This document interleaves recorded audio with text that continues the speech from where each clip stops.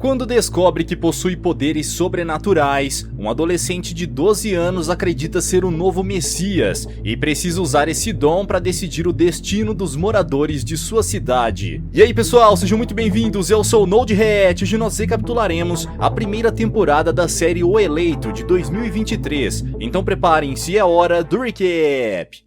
Após arriscar sua vida num duelo contra um invasor poderoso que está atrás de seu filho recém-nascido, Mary pega o bebê e foge da cidade. No caminho, ela é abordada por um policial que pretende levá-la como possível suspeita de um crime. Porém, ao olhar para a criança, algo misterioso mexe com a mente do oficial e ele desiste de prender Mary, permitindo que ela siga seu caminho para o México. Após abandonar os Estados Unidos, a mulher queima seu passaporte e decide começar uma vida nova ao lado de Jodie. Desse dia em diante, ela passa a se chamar Sarah e assume uma nova identidade. 12 anos depois, o menino se encontra com seus amigos para soltar alguns fogos durante uma festa na cidade, e o grupo precisa se esconder para não ser atingido. Após a explosão, Wagner tenta fugir e acaba trombando com um bando de valentões. Ao ver o garoto em perigo, seus colegas vão socorrê-lo, mas Jodie está apavorado e não consegue fazer nada, além de observar toda aquela confusão. Somente quando escuta a polícia se aproximando,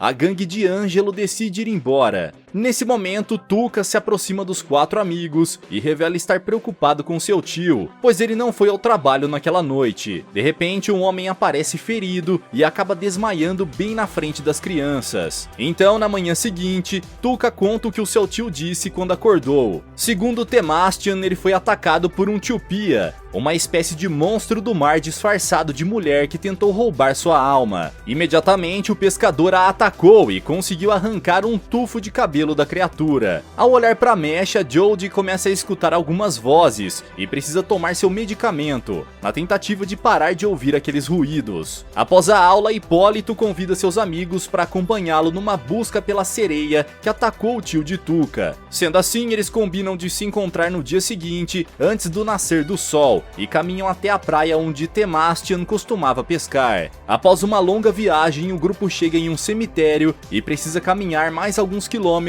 para atravessar o deserto de sal. Antes de dar continuidade à sua jornada, eles decidem passar a noite em uma cabana abandonada que encontram pelo caminho. Depois de algumas horas de descanso, os 5 amigos continuam seguindo seu destino até perceberem que estão completamente perdidos. Os jovens estão sem comida e sem água e ainda assim decidem continuar caminhando, mesmo sabendo que correm o risco de não conseguir retornar. Enquanto seus amigos brigam entre si tentando encontrar um culpado por ter feito eles se perderem, Jodie se ajoelha no deserto e usa seu amuleto para fazer uma oferenda. Nesse momento, uma gaivota aparece e o menino sente que deve segui-la. Ao fazer isso, eles finalmente encontram a praia e ficam emocionados por conseguir chegar vivos ao destino. Chegando lá, as crianças encontram o barco do tio de Tuca, onde o homem guardava alguns suprimentos. Após beber água, eles entram no barco e iniciam sua jornada em busca da sereia, que Tuca conhece como Tupia. Imediatamente, o grupo segue até a ilha onde Temastian supostamente encontrou um monstro marinho e amarra o barco em uma rocha. No entanto, devido aos movimentos da maré, a embarcação bate contra as pedras e começa a afundar. Quando os jovens percebem o que aconteceu, já é tarde demais e, para piorar a situação, eles não encontram o monstro marinho que foram procurar. Frustrados, os 5 amigos retornam para a praia e caminham de volta para casa. Quando se aproximam de uma ponte, o grupo presencia um acidente e entra em desespero ao ver um caminhão caindo em cima de Jodie. Para qualquer pessoa, esse seria um acidente fatal, mas o menino conseguiu sobreviver sem nenhum ferimento. Quando acorda, Jodie percebe que está em um hospital e sua mãe logo aparece para levá-lo para casa, pois os médicos disseram que sua saúde está em perfeito estado. Por outro lado, Carlos, o motorista, que é pai de Angelo, permanece em coma e não tem nenhuma previsão de melhora.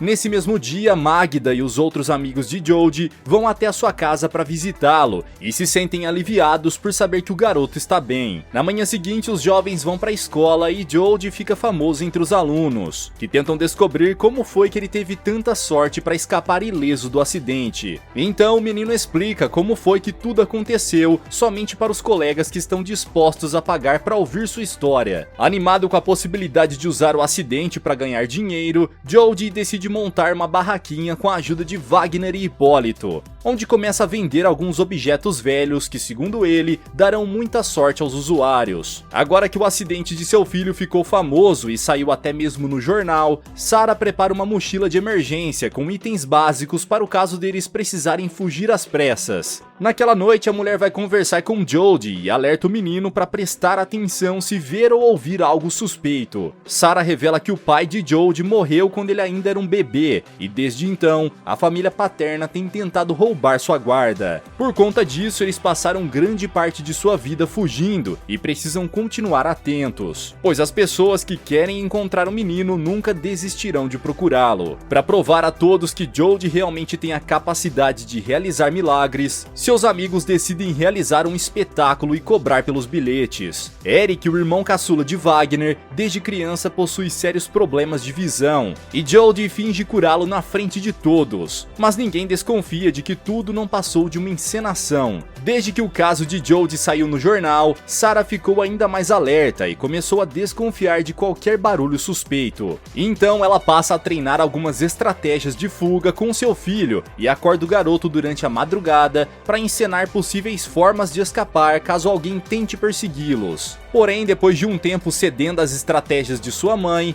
Jodie afirma não aguentar mais passar por isso, e se pergunta constantemente o motivo de sua mãe ter um esconderijo para guardar dinheiro e identidades falsas. Tudo que o garoto deseja é ter a vida de um adolescente normal, mas seus amigos insistem para que ele continue fazendo shows, semelhantes aos de Jesus Cristo. Dessa vez, Jodie tem a missão de transformar água em vinho, e após estudar alguns truques de ilusão de ótica, transforma uma garrafa d'água em vinho diante de uma grande plateia. Suspeitando de que aquele não passa de um truque barato, um dos homens se oferece para experimentar o líquido, e Elvis tenta impedi-lo de se aproximar das crianças. Nesse momento, uma grande confusão acontece e Jodie fica completamente atordoado. Ao ver Elvis sendo ferido, o garoto ordena que todos parem de brigar, e seu grito causa um terremoto no local. Apavorado, o público foge e alguns alunos roubam umas garrafas de água antes de ir embora. Naquela noite, Jodie vai ao esconderijo de sua mãe para investigar os documentos que ela guarda na caverna e percebe que dentro de uma rachadura na parede há alguns desenhos que ele nunca havia visto. De repente, ele vê a sombra de alguém se aproximando e foge rapidamente daquele local. Quando chega em casa, o menino acidentalmente manifesta seu poder e a água de todas as garrafas que estavam presentes no dia do espetáculo de fato se transformam em vinho.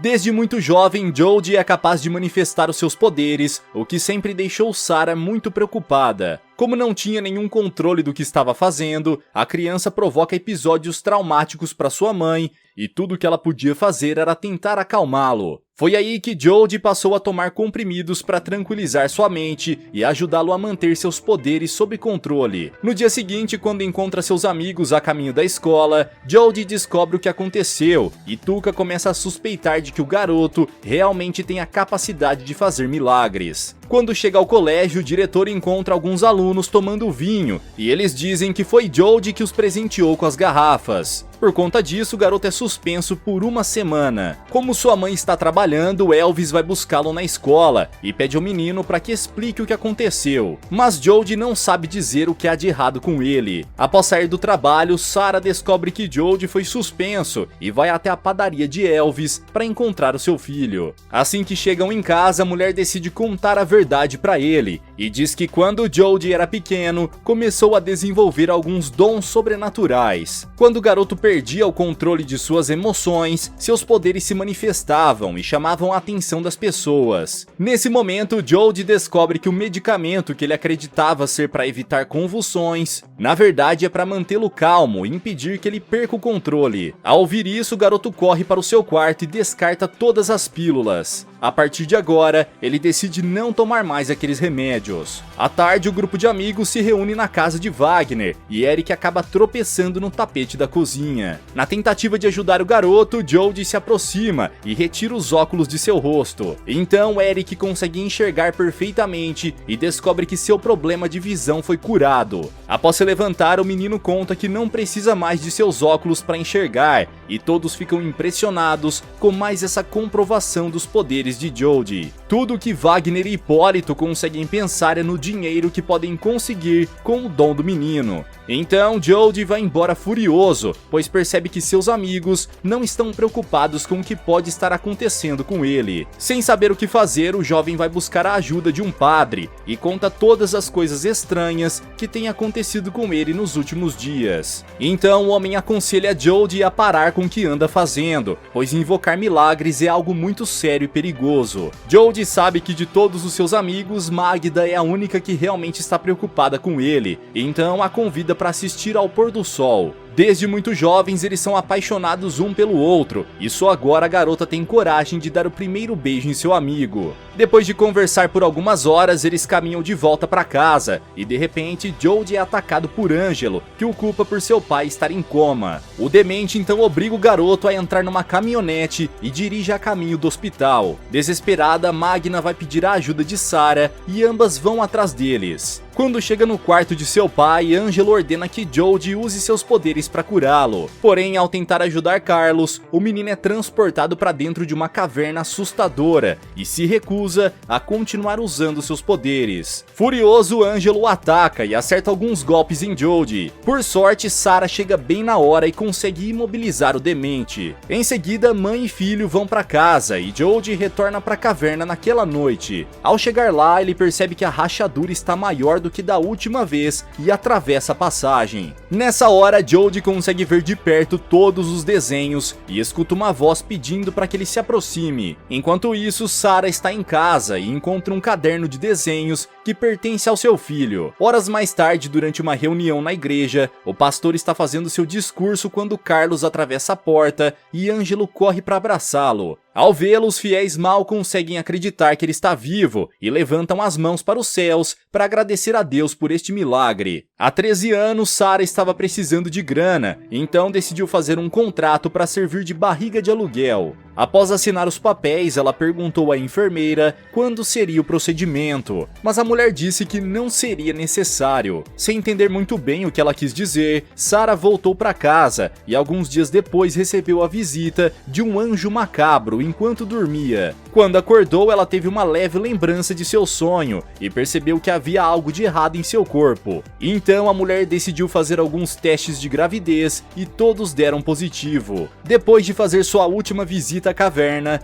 Jodie volta para casa ainda mais inspirado do que de costume e decide repassar todas as suas memórias para o caderno de desenhos. Porém, na manhã seguinte, sua mãe revela saber que o garoto saiu de casa na noite anterior e decide contar para ele toda a verdade, pois está convencida de que ele não irá sossegar enquanto não conseguir respostas para os seus questionamentos. A mulher então afirma que quando engravidou ela não estava em romance com ninguém, portanto o nascimento de Jodie foi um milagre. Ao descobrir que não tem um pai, o menino fica apavorado e não sabe se consegue acreditar no que sua mãe está dizendo. De repente, um grupo de religiosos se aproxima da casa e o Padre Cruz diz que eles foram até lá para ver Jodie, pois o menino salvou a vida de Carlos. Furiosa com toda aquela exposição, Sarah ordena que todos vão embora e começa a arrumar suas malas para abandonar Santa Rosália. No entanto, Jodie afirma que não irá com ela, pois não acredita mais nas palavras de sua mãe. Desde pequena, a mulher diz que eles estão fugindo da família do pai do garoto, e agora ele descobre que não tem nenhum pai. Em vez de ajudar o seu filho a encontrar respostas, Sarah o deixou ainda mais confuso, e fez com que Jodie se sentisse enganado. Para não ser obrigado a partir, o menino decide fugir, e usa sua bicicleta para se locomover pela cidade. No caminho, ele é abordado pelos moradores, que pedem ao garoto para realizar milagres e curar seus parentes que estão doentes. Dentre essas pessoas está um homem surdo que pede para ser curado e se ajoelha na frente do garoto. Compadecido pela dor daquele desconhecido, Jodie decide ajudá-lo e de fato consegue fazer com que ele recupere sua audição. Nesse momento, todas as pessoas se reúnem ao redor do garoto para abraçá-lo. Então Magda percebe o que está acontecendo e consegue fugir com seu amigo. Juntos eles vão para a escola e descobrem que a mãe do diretor está muito doente. Sendo assim, o trio decide ir até a casa de Hernandes e Jody se oferece para ajudar. Porém, em vez de curar a doença da idosa, tudo que ele consegue fazer é tirar o seu medo da morte e permitir que ela vá em paz para o outro mundo. Na manhã seguinte, Lemuel vai entrevistar os doentes que foram salvos pelo menino milagroso e descobre que Carlos, apesar de vivo, não está nada bem. Enquanto isso, os religiosos da cidade se reúnem à beira de um lago para prestar sua homenagem a Jody e compartilhar seus testemunhos. Acreditando que Jody é o novo salvador da humanidade, o pastor Cruz diz que planeja construir um templo para ele e afirma que irá acompanhá-lo de perto. Durante a noite, quando todos os fiéis retornam para suas casas, Lemuel finalmente consegue uma oportunidade para falar com Jody e se apresenta como um especialista em casos como o dele. O homem então decide fazer um experimento com o garoto, no qual ele deveria apontar o objeto antigo que pertenceu a um dos seguidores de Jesus, e confirma que Jody realmente possui um dom sobrenatural. Após retornar para o seu carro, Lemuel faz uma ligação e afirma que encontrou o garoto que estavam procurando. Porém, antes de dar prosseguimento ao seu plano, ele precisa encontrar mais provas conclusivas de que Jody é a pessoa certa. Horas depois, Tuca convida seu amigo para um passeio de barco e Jody cai na água. Nesse instante, centenas de peixes se reúnem ao redor dele e o garoto leva alguns deles para alimentar os seus amigos e as pessoas que estão reunidas ao redor de seu acampamento. Como prometido, algumas semanas depois, o pastor Cruz inicia as obras do novo templo. Quando percebe que a história de que Jody é o novo Messias está indo longe demais, Sarah tenta poupar seu filho de toda aquela exposição. Mas Jody pede que ela se afaste e demonstre estar satisfeito com o rumo que sua vida está tomando. Com o passar dos dias, os fanáticos religiosos começam a cultuar Jody e batizar pessoas em nome dele. Mais tarde, o jovem recebe a visita de Magda e sua amiga pede para ele tocar em uma camisa que pertencia a Santos, seu irmão que está desaparecido há alguns meses. Ela espera que Jody possa localizá-lo através da peça, mas o jovem não consegue obter nenhuma informação. Após o jantar, Ângelo coloca sua irmã caçula para dormir e fica decepcionado ao perceber que seu pai continua apático, como se fosse um morto-vivo. Desde que acordou do coma, Carlos nunca mais foi o mesmo homem e naquela noite decide tirar a própria vida. Após um jogo de beisebol, Jody vai comemorar sua vitória e está sendo vigiado por Lemuel. Enquanto observa o garoto, ele é pego no flagra por Sarah e afirma que seu objetivo é proteger Jody do que está por vir. Como o aniversário de 13 anos do novo Messias está próximo, os jovens da cidade decidem se juntar para fazer uma festa para ele, e Jody convida Magna para ser o seu par. Porém, quando a garota chega na festa, descobre que ele está de casal com Rosa e vai embora frustrada. Quando percebe o mal que causou a sua melhor amiga, Jody nota o grande erro que cometeu e retorna para o seu acampamento. Ao chegar na tenda, ele encontra seus seguidores e Ângelo, que foi até lá para eliminá-lo. O delinquente culpa Jody por tudo de ruim que aconteceu com seu pai e aponta uma arma para ele. Porém, antes que Ângelo pudesse atirar, um dos fiéis tenta derrubar a arma de sua mão e o disparo acaba acertando Tuca. Imediatamente o garoto morre e Jody não consegue usar seus poderes para salvá-lo. Nesse momento, Sarah aparece para consolar o seu filho e no dia seguinte acontece o velório da vítima. Naquela tarde, seus amigos se reúnem para se despedir do menino